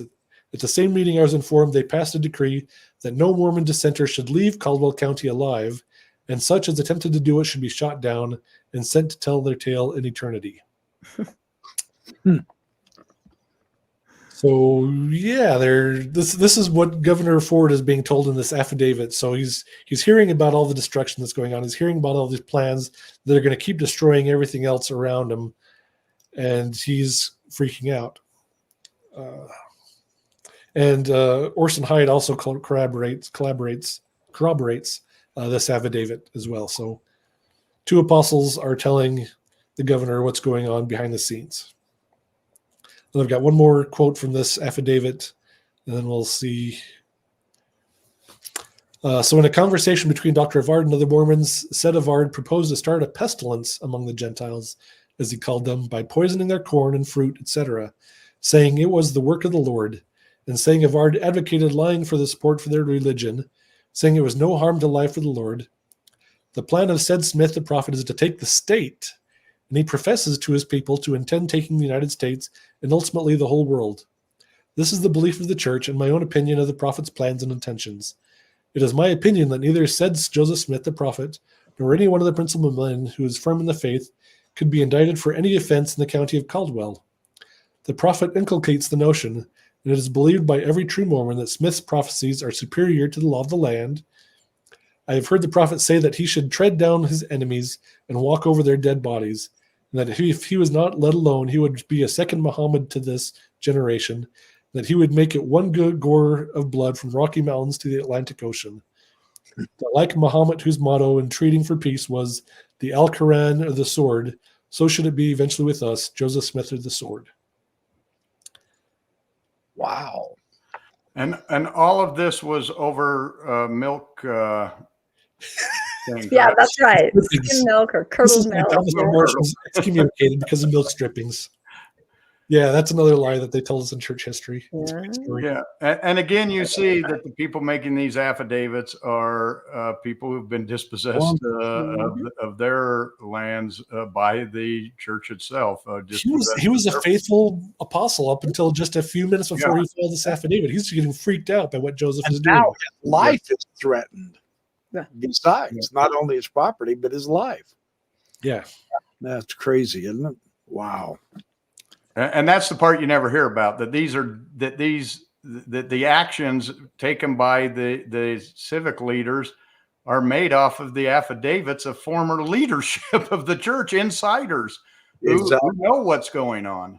And this is where we come up with the temple oaths. So we have these Danites swearing these Masonic oaths of secrecy and obedience, strict obedience and everything. So Joseph likes this and takes this idea to the Nauvoo temple so that everybody else will make these same kind of oaths. They'll slit their throats or have their tongue ripped out or disembowel themselves if they ever reveal any of his secrets. So he's trying to teach his people to be very secretive and how to learn to keep their secrets, because he keeps having all of his friends that freak out and they'll spill all of his secrets to his enemies. And so he started it by trying to take their property, their wives, and their daughters. I mean, Yeah, and Dan Vogel asked the question in the chat, would you want this group moving into your community? I mean, this is like having a cartel move into your neighbors. No, I came to that realization even when I was still attending church. When I started studying more, I'm like, if this moved into my cul-de-sac, I would be the mob. I think my neighbors would be the mob as we tried to eradicate this influence that was doing things, against the laws of society and morality and the culture, just everything. We would be the mob, but most people don't see it that way. Yeah. All right, we got to wrap this up. We got a couple of slides left, and we won't even get to Nauvoo, I don't think. That's all right. We'll have a part two. We'll have a part two with you, Ron, because this is absolutely fascinating. This has been really cool. Good. Yeah. I'm glad everyone is enjoying this. So here we have, again, in the middle, we have Caldwell County. We've got Hansville on the right. We have Gallatin and Adamandayaman up at the top. So just kind of giving, we're going to have the Battle of Crooked River that's just below Caldwell County. And so that we're going to see some of these more places mentioned here in a second. So we have some more sources showing that Joseph Smith was the leader of the Danites. So from Method Infinite, we got some good quotes. John Clemenson, a member of the Danite expedition against Gallatin, testified that both Hiram and Joseph Smith personally participated. In fact, it was generally understood that every movement made in Davies was under the direction and supervision of the First Presidency. Joseph Smith maintained plausible deniability when directing attacks and never outright told his followers to do anything illegal, just like in that murder of attempt on the other guy from Kirtland. His name just skipped my mind. But then he would tell parables and stories so that they would understand their responsibilities. Grandison Newell, that's what it was. Yeah. In one discourse, he spoke of persons taking at sometimes what and at other times would be wrong to take, and gave an example, the case of David eating the showbread, and of the Savior and the apostles plucking ears of corn and eating as they passed through the cornfield. So while usually it's wrong to take things, sometimes it's okay, just like David at the temple and the Savior. In another meeting, it was high time that they take measures to defend their own rights. He told the crowd that he could not recommend they take property that did not belong to them in their upcoming expedition of Davies County. He didn't say you shouldn't take property, just that he wouldn't recommend it. But then he related an anecdote about a captain who appealed to a Dutchman to purchase potatoes for his troops, but the Dutchman refused to sell. The captain then charged his company several times, "Don't touch the Dutchman's potatoes." In the morning, there was not a potato left in the patch.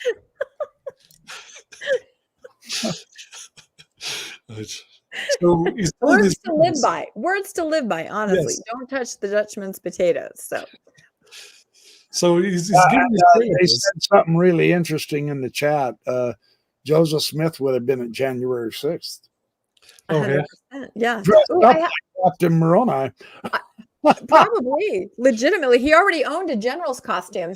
Well, I have to say that poor Landon's computer died. So I think so, I'm wondering. He's trying to connect. The Danites. He's trying to connect. But no, I think it's good. I like your idea, Carrie, of even taking this to a part 2 if there's a natural stopping place, because it's such good information. And I think we certainly don't want to shortchange anybody. So I feel like let's find a natural stopping place and then plan a part 2. I think that would be great. I think that we're going to finish up Missouri in just a minute. So okay. No, we're not in the rut. Well, no, I didn't mean that at all. No, don't. I didn't take it that way. Yeah. So then let's see. So we have the affidavit. Marsh. That was back on October 18th. So it was the attack on Gallatin.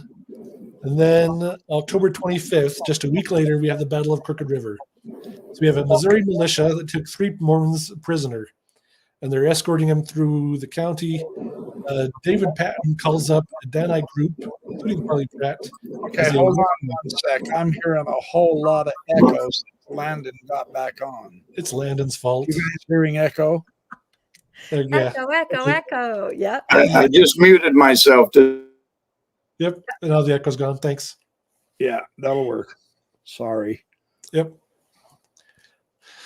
Okay, so this is a rescue squad. The Danites. They attack the militia at Crooked River. They kill one militiaman, scatter the rest. Another militia woman was found wounded, and they hacked him up and beat him, left him for dead, but he survived and later testified against him. We have 3 Danites that died, including David Patton. So if David hadn't died here, he would have been the next prophet after Joseph Smith died. So the news spreads everywhere that the Mormons have wiped out the militia. I think they spread out and tell everybody that, like, oh yeah, they attacked this old militia and I'm alone to survive, and tell the tale type of thing. So everyone hears about this big slaughter of the militia. So everyone's freaking out. And the last straw has really been broken. Everyone wants the Mormons gone. So Governor Boggs he gets this affidavit from Thomas Marsh. He hears this, or he sees the results of this attack on the militia, and he's like, this is it. These guys are gone. I am done dealing with these guys. Yeah. He probably botched the whole Mormon thing. He tried to pawn it off and didn't come into try to de-escalate things soon enough. He let things get too far gone before really trying to do anything. So he probably has some blame here, but the Mormons really screwed this up. Yeah. So we have the executive order. Let's see. I think that's the next slide. Yes. So in this extermination order, October 27th, which is like the next day, 2 days later, I've received by Amos Reese, Esquire of Ray County, and Wiley C. Williams, Esquire, one of my aides, information of the most appalling character, which entirely changes the face of things and places the Mormons in the attitude of an open and avowed defiance of the laws, and having made war upon the people of the state. Your orders are therefore to hasten your operation with all possible speed. The Mormons must be treated as enemies and must be exterminated or driven from the state if necessary for the public peace. Their outrages are beyond all description. So the rest of the order is just telling him how to get all the number of men to come, number of horses, and everyone to go start and drive the people out of the state. Right. Yeah, and again, growing up, we heard about that, but we just heard for some reason they decided to pick on us, just randomly targeted us. They didn't like the Mormons. Yeah. That's what you heard. Because they have the true gospel. Yeah, because they had the true gospel, and Those people didn't like it. Mormons couldn't live their covenants, and so they wanted to sin. It's always about wanting. They ain't us. Bad boys. Uh-oh. Here we go. What is happening? We're almost done. So we have next Hans Mill Massacre, and this is a really sad story. It is a sad story. So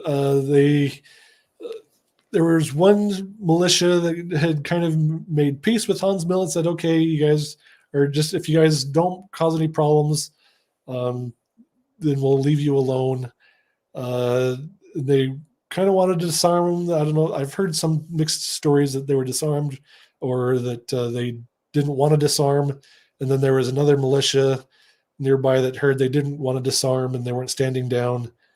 I was reading another account saying that some people recommended they leave and head to far west. Others saying that we needed to stand our ground and that the God will protect us. And the women were like, hey, we'll make the powder, we'll make the balls, lead balls for you, and we'll stand and defend our town. And so this massacre happened. So we have a lot of prominent people in the area. We got a sheriff, we've got colonels, state legislatures. They come up with a militia of 240 people from Davies, Livingston, Ray, and Carroll, and Chariton counties. So all the counties all around there, we gathered people that are worried about the Mormons. And alerted to the militia's approach, most Latter-day Saint women and children fled into the woods to the south, while most of the men headed to the blacksmith shop. The building was particularly vulnerable structure as the widely spaced logs enabled attackers to fire inside. The shop became a death trap since the militia gave no quarter, discharging about 100 rifles into the building. Grand River Township Justice of Peace Thomas McBride, wounded while escaping the blacksmith shop, surrendered his gun to Governor Jacob S. Rogers Jr., who shot him and then hacked up his body with a corn knife or a scythe blade. According to their own account, they fired 7 rounds, making upwards of 1,600 shots during the attack of Hans Mill. The attack lasted between 30 and 60 minutes. 17 Mormons died, 4 militiamen wounded. There's horrible accounts of children being slaughtered at point blank range, and it's just an ugly, awful mess. There's question as to whether the extermination order was involved in this massacre, whether the militia knew about the order by this time. Information didn't travel very fast, so they might have known about the extermination order, they might not have. But yeah, this is just a couple days after the whole thing is just a huge firestorm. Everything's going wrong, and I'm sure the information is all confused, just passing back and forth, and they just know that the Mormons are doing horrible things and need to get rid of them. Well, and I feel like this incident really stretches into the future because it's used as a battle cry for many, many things. Mountain Meadows. I mean, so many things. Remember Hans Mill. Yes. It's used for decades, century. Yeah. Yeah. Every time that we mention that the church has done something wrong, they're like, well, remember Hans Mill when they did this to us. Like, this has nothing to do with Hans Mill, but okay, whatever. Yeah. It's used out of context a lot because it didn't happen in a vacuum, but we're never told that. Yeah. So, but a tragedy, absolutely. Not to diminish that, but it did not happen in a vacuum. Yeah. Yeah, that's the point I wanted to make is Hans Mill was wrong, just as much as some of the other things were wrong. But like anything, you try to understand the circumstances around it that caused it. But it certainly doesn't justify future violence, and likewise, does past violence is it any way better because of this? Violence is wrong in every case if we can avoid it. Yeah. This might have had an influence on Joseph Smith surrendering. He hears the story about this and he's just brokenhearted, and it kind of sucks the wind out of his sails. It all sounds all majestic when he's imagining that God's protecting him and he's going to crush his enemies and everything. And then he hears this story and realizes that the people weren't protected. Reality. Yeah. It's real life, not just pretend. Yeah. So the militias come and surround Far West. They take Joseph Smith and other leaders of the Danites prisoner. Some of them end up in Liberty Jail. But we're kind of out of time on all that. So well, we'll do a part 2. Part 2. Yep, absolutely. Yeah, this is fascinating. It's so interesting that when you get the fuller context, we're not interested anymore. That's the other thing. I think the church leaders probably they're aware of this. I know they're aware of all of this, but they want to keep things simple and on the real childlike level on purpose, because it's just so much easier to get through Sunday school and convince people to maintain their faith and all. But when you get the fuller context, it's pretty cotton picking sobering in all directions. And I think the point to be made here is that there was wrongs done on both sides. The point we were trying to make is the church tries to tell you that all of these things happen and they really had no part in it. There were mistakes, there was hatred, there was violence on both sides. Mm-hmm. And to try to make it sound like there was not is just is disingenuous. So those 2 sentences that they described with all the motives, we've spent 2 hours kind of breaking down, and I've just still barely touched on a lot of this stuff. I know. So that's why, and even our audience is saying yes, a part 2 and a part 3. So we've got our work cut out for us in research because tomorrow night we're going to carry on, right? Oh, We're like, tomorrow? oh, Someday. well, next Sunday is Christmas Eve, so aren't we all going to get together here and sing Christmas carols? Yes, that's it. No, let's not. Oh, And I like, again, because I'm a Danite, I want to refer to Dan Vogel. He said Hans Mill Massacre was 30 October. The Battle of Crooked River was 25 October. He says it was really a retribution for Patton at the Battle of Crooked River is kind of what led to Hans Mill. So it was a tit for tat there. And, you know, like we say, probably blame on both sides to be had. yeah. Yeah. And that's what's wrong with the essay. If I can say that, when we went through it, we wrote down the dates of every event they listed in the essay. And there was never any correlating, you know, event prior that could have had an impact. So then we went through and we kind of filled those in. And that's when you really see the big picture. And that's what Ron is showing us. But the essay is very one-sided. It simply shows, you know, those events where there was persecution. It does not take it back. In this case, less than a week prior, where you can clearly see there is a cause and effect there, Right. or at least some kind of relationship. So Debbie Donovan is saying something good. She's saying the church loves the victim card. They do. always present it in that color, always. They And it's play this persecution complex so badly. It's even today. Yeah, yeah. Hey, Swanee Speed Ramsey, good to see you. So Thank if you're looking for good books on the topic, Mormon War, 1838 Mormon War in Missouri, fabulous book by LeSueur. Dan Vogel's book, Charisma Under Pressure, Yeah, already mentioned. The Origins of Power has a lot of good information. This is my, let's see, Hearken O Ye People. I didn't use this one in my research, but this is a great one for understanding the context, what's going on in Kirtland, what's going on with all these and all the revelations in that context. So another one that I'll share is by H. Michael Marquardt. yes. The Rise of Mormonism, 1816 to 1844. He personally gave this one to me when he came and gave a lecture in my home Nice. on the Joseph Smith papers, actually. He's the one that informed us all that the Joseph Smith papers on the administrative records or whatever, they were anointing each other kings and Yes. stuff like that. And I thought, wow, that's crazy. So, yeah, there's a lot of history. A lot of people have covered this. So, very interesting. All right. Well, does the audience have any questions you'd like to ask Ron or Mormonish?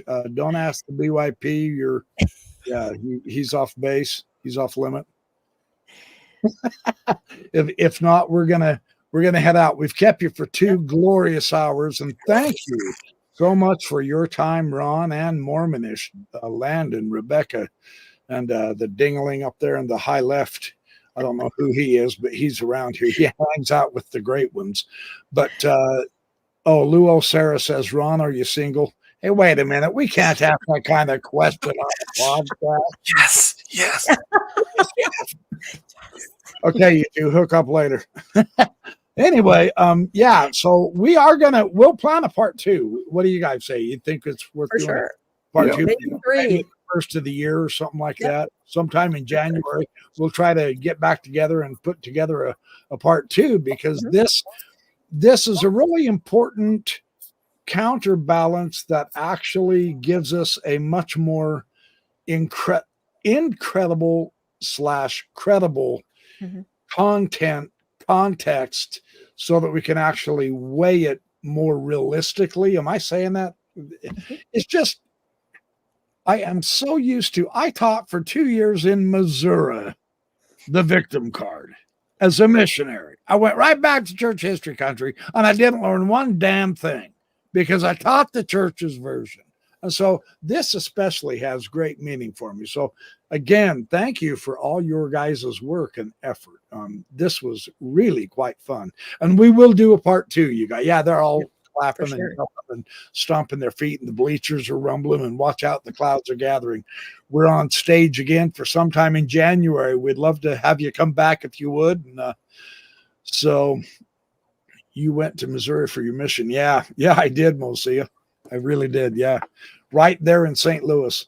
I did get to Jackson County, and we were allowed for a mission conference up to Nauvoo, Illinois for a weekend. And that was fun stuff. That was cool. Nauvoo is a beautiful city. It really is. It wasn't when they got there, but hey, yeah, we'll continue in the Nauvoo era, won't we, Ron? Yeah. That's great stuff. And I do know our beloved historian Dan Vogel here is at work, or he's going to be shortly on. He's going to carry on the charisma tradition up into the Missouri period, or I mean the Illinois period. And so we're looking forward to that. It'll probably be another 7 years because he always does a bang up job, and we're grateful for that. So, and I'm volunteering to help him out as I can. He doesn't know that yet, but he does now. So, all righty, you guys. Thank you so much. Appreciate all of you. Appreciate everybody in the chat. Appreciate all your support. Appreciate all your love. We all want to wish you all a Merry Christmas. Oh, Book of Mormon for a while on my channel, Dan says. Okay, that's good too. Anything Dan Vogel does is worth its weight in gold. So go over to his channel and let's hop on his Book of Mormon stuff. That'll be fun stuff. I'll have to get you back on the show, Dan, and we can rant and rave about the Book of Mormon a little bit and then bring these guys back on or something. So, okay, you guys, I love y'all. We got to go. We're going to head out. Have a Merry Christmas. Remember, do well, be good, have fun, smile. It's really fun to make people wonder. I promise. I'm speaking from experience that way. So we are out of here, brethren and sisterin.